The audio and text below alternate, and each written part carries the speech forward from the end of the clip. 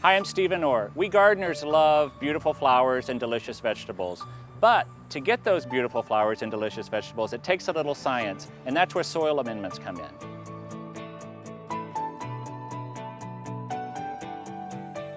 Anyone who's walked into a garden center has seen the bags of synthetic or organic fertilizer with 3 numbers on them. Sometimes it's 10-10-10 or 5-10-15. Those 3 numbers relate to the 3 substances that are in the fertilizer that we're buying them for. The N is nitrogen, the P is phosphorus, and the K is potassium.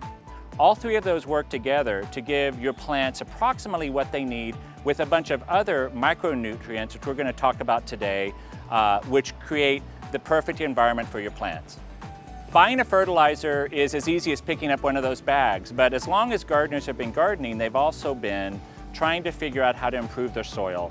Most of us, it's kind of a evolving process. We're always trying to figure out what kind of soil we have. One easy way to know what you have, and actually the best way so you can be more precise, is to buy a soil testing kit at a garden center. You can also buy it online. For an even more scientific approach, you can send your soil off to your local agricultural extension agency, and that way they can test it for you. They'll give you a full report. Just go online and find out where your extension agent is. Usually it's attached to a university. Once you get your report back, then you can start to figure out what you're lacking, if you're lacking nitrogen, phosphorus, or potassium. But you also need to make sure that your soil has the right texture.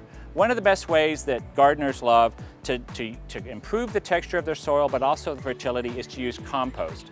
I like to make my own. It makes me feel a lot less guilty when I come home from a trip and I have a refrigerator with some rotting vegetables or old lettuce in it. I love composting those things. I feel a little better that it's going to be going into my garden. It's very easy. You can buy a composter and make the compost that you want at home. You can also buy it bagged. Compost is this beautiful soil-like substance. Some people call it black gold. That's the kind of gardener's name for it. You really can't have too much compost. You can overuse it if you put it too near the base of your plants. You don't want to burn them, so keep it away from the base of the plant, but also apply it fairly liberally, especially in the spring and the fall. Another soil amendment that works for texture is peat. Peat is made from peat bogs. It is a nice friable. Friable is the term we use for soil when it's very loose and aerated. It's not a heavy clay soil.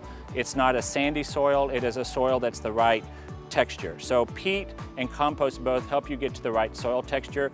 But when you're using peat, be aware that it does have some environmental concerns because those peat bogs are a finite resource, and you can look online for other substitutes that might help aerate the soil.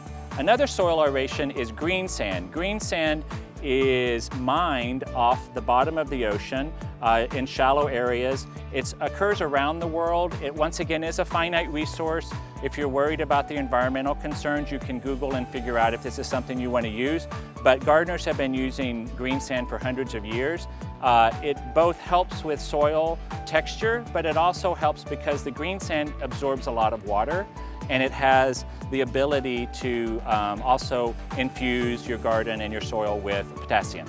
Another area that you can find nutrients for your garden, usually bagged and sold in the garden center, are animal byproducts. Now these could be controversial, particularly for vegetarians, so go online and do a little research about what you think about using them, but they've been used for a long time to add different key elements to the garden. Obviously manure is a big one. Manure is not that controversial because it is just a byproduct from animals. It does need to be well composted so that it can be mellower and not so harsh for plants. So you do want to buy composted manure if you do buy manure. Other byproducts include bone meal, which is this substance here. Bone meal is a good source of calcium. It adds some protein. It also adds some phosphorus, and people use it a lot in the spring when they're planting bulbs.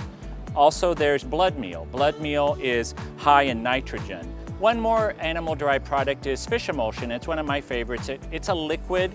It comes in a bottle. It's a byproduct of fish processing, and it's a high source of nitrogen as well. I use it diluted in water for a lot of my vegetables. It smells pretty horrible for a day or two, and then the smell dissipates pretty quickly over time, but you might want to warn your neighbors before you use it. of these are something that if you're using them, you definitely want to wear a mask, and you want to keep in mind some of those environmental and issues that we spoke about. Another byproduct is back guano. This is something that's mined out of caves. It is good for improving soil texture. It also is good for phosphorus as well. And many studies show that it is a natural fungicide if you're having a situation in your garden where you're getting a lot of fungus on your plants, a lot of different types of fungi that are affecting on the leaves or the flower blooms. Some of the other amendments come from non-animal sources. There's a wide range. You know, we're showing you a selection here, kind of a small buffet. There's an even bigger buffet you could go at. There are just a long list of them, but some of them are byproducts of other industries. This is alfalfa meal. Alfalfa meal is a byproduct of alfalfa processing. It's a great source of nitrogen as well. It also helps with soil texture and the friability or the looseness of the soil. Another one along the same lines is kelp, or kelp meal. It is dried seaweed that's been ground up, and it's a great source of potassium. And as an ocean product, it does give great nutrients, a lot of different kinds of minerals that can go into the soil. A lot of organic gardeners really focus on micronutrients as a great source of getting the best performance from your plants, and particularly flavor, because as we've gardened over the last 100 years and done agriculture, some people think we have lost some of the micronutrients that we used to have in our produce. So adding these things will help with both the viability of your garden and your soil, but also with nutrition as well. Any of these will have different application rates about how much you use per square foot and how you blend them in. So just look at all the different bags, and when you buy them, there'll be really explicit instructions on how you're supposed to apply them. So once you have your soil test, and with a few well-chosen amendments, you too can have a picture-perfect garden. Please like, comment, or subscribe for more from Better Homes and Gardens.